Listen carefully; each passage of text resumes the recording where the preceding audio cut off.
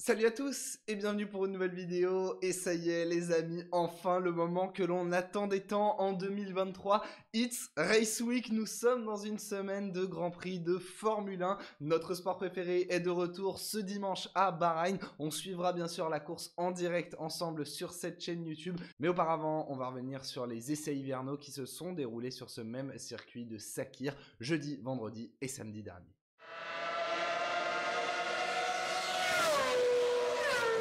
Alors les essais hivernaux, qu'est-ce que c'est et quelle forme ça prend en 2023? Déjà, il faut savoir que chaque année, quand vous construisez une nouvelle Formule 1, et ce depuis la nuit des temps, ou même une nouvelle voiture, il faut forcément l'essayer pour vérifier que tout fonctionne avant de vraiment la faire fonctionner dans les conditions pour lesquelles elle a été préparée.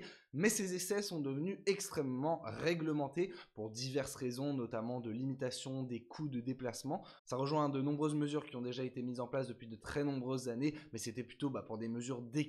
Quand vous voyez par exemple qu'une écurie comme Ferrari a son propre circuit et peut s'organiser quand elle veut des essais privés, c'est absolument pas équitable avec une autre écurie qui n'aurait pas ce circuit et pas du tout les moyens de le faire. Donc pour cela, on a inventé les essais hivernaux, une période réglementée durant laquelle les écuries peuvent mener tous les tests nécessaires sur leur nouvelle monoplace. Et cette année, ils étaient extrêmement réduits puisqu'on a eu le droit qu'à 3 jours sur le circuit de Bahreïn, 3 fois 8h30 par jour qui étaient décomposés en deux parties, donc le matin et l'après-midi, 4h15 de roulage dans chacune de ces sessions. Et dans chaque écurie, à l'exception d'Aston Martin où Fernando Alonso a gratté une demi-journée en l'absence de Lance Stroll, tous les pilotes ont eu le droit à 3 demi-journées, forcément c'était logique, répartis un petit peu comme on voulait, par exemple chez Red Bull, Verstappen a fait la première journée, puis la deuxième après-midi et n'a pas roulé le troisième jour. Dans d'autres équipes, on a donné une demi-journée par pilote. Bref, il y a autant de configurations que d'écuries. Maintenant, quel était le but de ces essais hivernaux pour toutes ces équipes? Eh bien, c'était tout simplement déjà de vérifier que la monoplace fonctionne comme prévu, une fois que tout est assemblé, qu'elle roule, qu'il ne manque pas un boulon quelque part,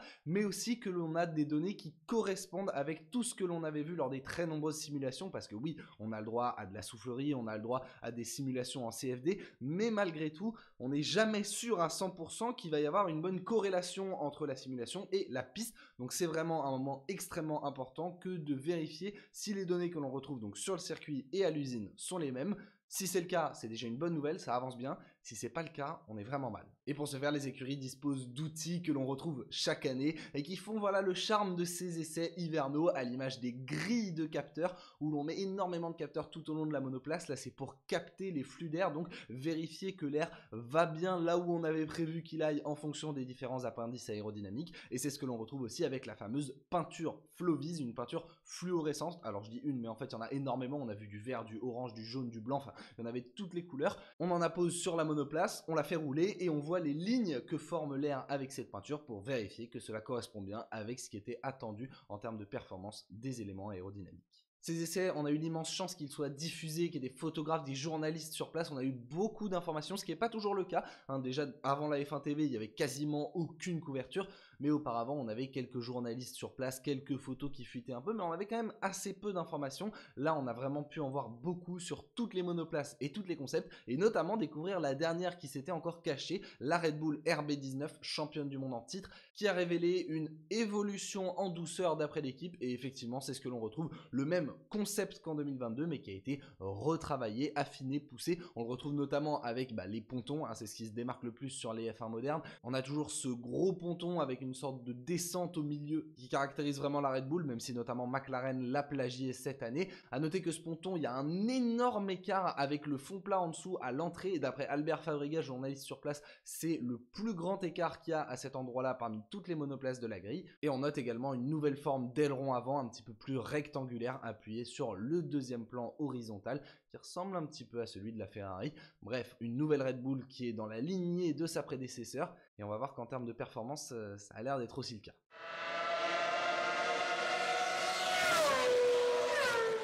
Mais ces essais, ils ont avant tout pour but de tester la fiabilité des monoplaces. On enchaîne énormément de tours, on a vu jusqu'à plus de 150 tours par jour pour un pilote ou une écurie. Le but, c'est vraiment de mettre à l'épreuve ces nouvelles machines pour voir quel est le point de rupture, quelles sont les faiblesses, où est-ce que ça casse, où est-ce qu'il faut vite progresser, puisqu'il y a très précisément une semaine entre le dernier jour d'essais hivernaux et les qualifications du premier Grand Prix de la saison. Donc il fallait voir très vite, enchaîner beaucoup de tours, et c'est ce qu'on fait pas mal d'écuries. Alors tout le monde a eu des problèmes. Là-dessus, vraiment, ne vous inquiétez pas, c'est normal dans les essais hivernaux que tout le monde en ait.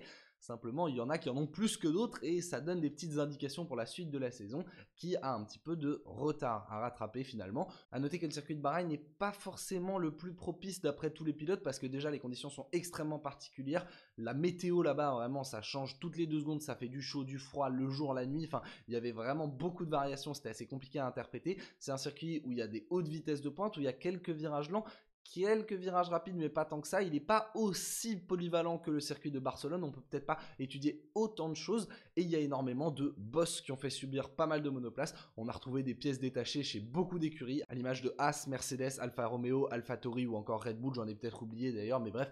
Tout le monde a eu ses petits soucis, mais chacun a réussi à les gérer un petit peu différemment. Je vous propose donc très rapidement de faire un petit point sur chaque écurie, et en fait vous allez voir que ça va pas mal correspondre avec le classement des tours parcourus, hein, le classement de performance, on y jettera un œil dans quelques instants, mais les tours parcourus c'est une vraie belle indication pour savoir qui a des soucis à régler, et on y retrouve tout en haut AlphaTauri avec 456 tours parcourus, 2460 km, c'est gigantesque, on n'a eu aucun problème de vraiment dénoter, bon alors il y en a sans doute eu quelques petits, mais ils n'ont pas voulu nous les faire remonter. Clairement chez AlphaTauri ça a bombardé les relais de course et on a vraiment voulu essayer de progresser. L'écurie a l'air assez confiante que ça a pu remonter un petit peu par rapport à l'année dernière. Une belle marge de progression, c'est également ce qu'espère avoir trouvé Williams, qui a été une vraie belle surprise de ses essais, en plus d'un bon rythme, mais là ça veut vraiment pas dire grand chose. Il y a eu énormément de tours parcourus, 439 précisément du côté de chez Williams, Logan Sargent et Alexander Albon qui ont bien enchaîné. Il y a simplement eu un moment où Logan Sargent s'est extrait en urgence de sa monoplace et on n'a pas eu plus d'informations que ça, mais ça avait l'air quand même de plutôt s'être bien passé. Et après vous avez tout un milieu de peloton où il y a eu des petits problèmes, mais chacun à son échelle et tout le monde a enchaîné des tours similaires. Ferrari 417, Haas 415, Red Bull 413, Alfa Romeo 402, Mercedes 398 et encore Aston Martin 387. Là, chacun a eu ses propres problèmes à régler, mais on a pu quand même enchaîner pas mal de tours, notamment du côté de chez Red Bull où on a dénombré une fuite d'huile. Mais au-delà de ça, ça avait l'air quand même de plutôt bien fonctionner. On n'est pas non plus inquiet en termes de fiabilité chez Mercedes. Lewis Hamilton disait que dans l'ensemble, ça avait l'air pas mal. Il y a eu un problème hydraulique pour George Russell qui a causé l'un des seuls drapeaux rouges provoqués pendant cette séance. Il n'y en a eu que 3, aucun sur un crash, bien évidemment, que des problèmes mécaniques. Mais chez Mercedes, en termes de fiabilité, on s'en satisfera, d'autant que le rebond a disparu. C'est la vraie bonne nouvelle du côté de l'écurie allemande. Ils ont réussi à résoudre ce problème. Ils avaient carrément un fil électrique qui était branché au volant pour vérifier que ça marche le premier jour. On se serait un petit peu cru dans un cours de techno en 3e. Mais bon, écoutez, le problème a disparu et ça, c'était quand même la vraie bonne nouvelle. On enchaîne avec Ferrari qui a eu des problèmes très Ferrari-esques, hein, vraiment Ferrari. On a débarqué le premier jour et on voit ça, la voiture qui est trouée à l'avant. En fait, il y avait un flux d'air qui passait et qui aspirait dans cette zone où tout simplement il y avait un vide. Alors, ils l'ont comblé en mettant une pièce dès l'après-midi, ils n'étaient pas inquiets, mais c'était un imprévu qui était assez marrant. Il y a eu un autre souci quand ils ont monté une différente spécification d'aileron arrière. Le DRS était cassé, mais bon, ils ont rechangé et ça avait l'air d'aller. On verra s'ils peuvent utiliser cette spécification par la suite. Et enfin, dernier problème, là c'est un petit peu plus embêtant, la Ferrari a l'air de beaucoup dégrader ses pneumatiques, c'était déjà un gros souci sur la voiture de l'année dernière et on n'est pas encore certain que ce soit résolu, même si ça allait de mieux en mieux au fil des essais. La petite sœur de Ferrari, Haas, a elle également bien enchaîné les tours, même s'il y a eu un petit peu de temps passé au stand. Gunther Steiner déplorait un problème d'accélérateur, mais dans l'ensemble ça a plutôt bien avancé. De même pour l'autre écurie motorisée par Ferrari, Alfa Romeo, qui a bien enchaîné les tours, mais qui a eu un peu de casse, là aussi un peu dans la lignée de ce qu'on a eu l'année dernière, au moins une boîte de vitesse, voire 2. Valtteri Bottas s'est immobilisé en piste le dernier jour, on ne sait pas encore si c'est un problème de moteur ou de boîte de vitesse, mais en tout cas il y a eu un souci. Et on note également une interruption dans une procédure de départ de Zhou Guanyu. Donc voilà, l'Alfa Romeo, même si ça marchait bien, on va en reparler, il y a encore quelques soucis de fiabilité à régler. Ce qui est le cas pour une autre écurie, Aston Martin, qui a vraiment été une belle surprise de ses essais hivernaux, mais qui a quand même connu quelques problèmes. C'était le premier drapeau rouge provoqué par Felipe Drugovich après à peine 6 minutes de séance. Le pauvre, le premier jour, il est parti et puis il s'est arrêté au virage 4. Bon, apparemment, c'était un problème électronique, rien de trop grave. Derrière, on a eu un fond plat cassé. On a eu même à plusieurs reprises des soucis sur le fond plat. Apparemment, il y a une fois où il a été cassé pendant un entraînement aux arrêts au stand. Ce qui est ballot, vous avez que 3 jours d'essai, vous n'avez pas 1 heure à perdre à cause d'un fond plat cassé lors d'un entraînement. Mais chez Aston Martin, le bilan reste globalement positif. Et puis enfin, il reste 2 écuries où là, alors on va plonger un petit peu dans l'inconnu avec Alpine qui a rien voulu montrer de ses essais hivernaux. Ils n'ont même pas chaussé les pneus les plus tendres, les C4 ou les C5.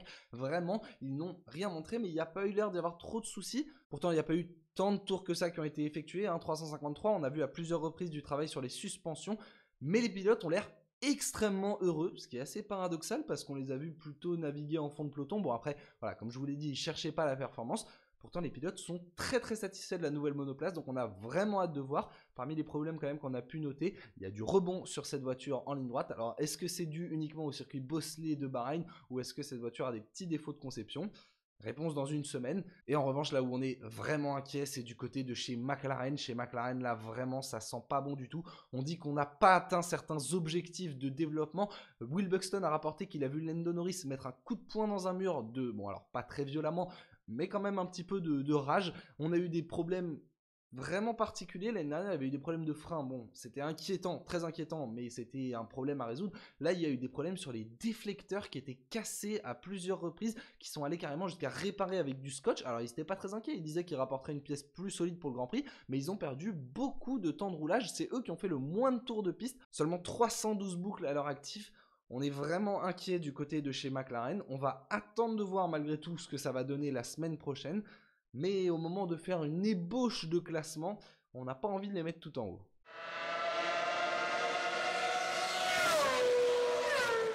Et oui, forcément, on a envie de se prêter à ce petit jeu-là, d'essayer de faire un classement, de savoir qui est bien avant le premier Grand Prix de la saison. Mais encore une fois, les essais hivernaux ne sont pas représentatifs. On ne sait pas avec quelle configuration les écuries roulaient, quelle quantité d'essence également ils ont embarqué. Voilà, il y a clairement du gros bluff. Personne n'est à fond encore. Même les écuries qui vont très vite ne sont pas encore à fond et ont toujours de la performance à débloquer. L'un des meilleurs exemples, c'est Sergio Pérez qui a signé le meilleur temps absolu de ses essais hivernaux. Il l'a signé avec les pneus C4 qui n'étaient même pas les pneus les plus tendres disponibles.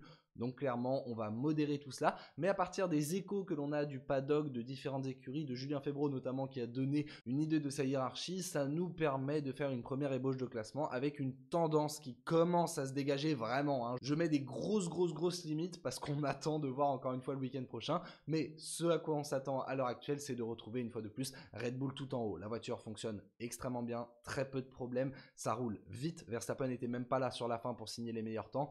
Donc honnêtement, on s'attend à retrouver Red Bull en haut. Ferrari a l'air d'aller aussi assez vite, notamment sur un tour. En gestion de course, ça n'a pas encore l'air d'être idéal, mais on les attend quand même à se battre avec Red Bull pour la pole position ou presque pour le week-end prochain. Mercedes, c'est le grand paradoxe parce qu'on voit clairement qu'ils ont résolu des problèmes structurels de la W13. Je vous en parlais, il n'y a plus de rebond. Ils se sont d'abord assurés que toute la voiture fonctionnait vraiment bien avant d'essayer de pousser un petit peu. Voilà, vérifier qu'il y avait vraiment une base saine. Ça partait plutôt bien et puis le deuxième jour, il y a eu une grosse perte d'appui sur le train avant. Ils étaient très inquiets. Toto Wolff a dit « Nous sommes un peu perdus car nous ne savons pas où nous en sommes en ce moment ». Il y a eu une sorte de réunion de crise de l'état-major pour que finalement ça aille un petit peu mieux le troisième jour. Mais en tout cas, ils ne s'attendent pas encore à être à la bataille avec Red Bull et Ferrari. Ils estiment avoir toujours un petit peu de retard. Lewis Hamilton disait « On n'est pas encore là où on voudrait être, mais c'est un bon point de départ ». Et une fois qu'on a dit ça, ça commence à être vraiment compliqué d'établir un classement. Beaucoup d'écuries et d'analystes semblent se méfier d'Aston Martin qui a été vraiment impressionnante pendant ses essais hivernaux.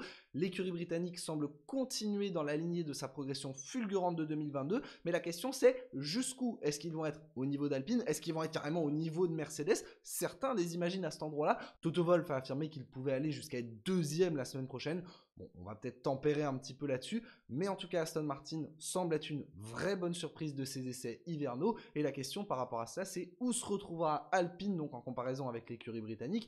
On a envie de garder de l'optimisme, mais ces essais hivernaux n'ont pas donné d'éléments rassurants, aussi parce qu'Alpine n'a pas voulu aller vite et donc n'a pas voulu montrer son niveau de performance. On devra donc attendre de voir samedi prochain et les qualifications pour savoir où l'écurie française sera.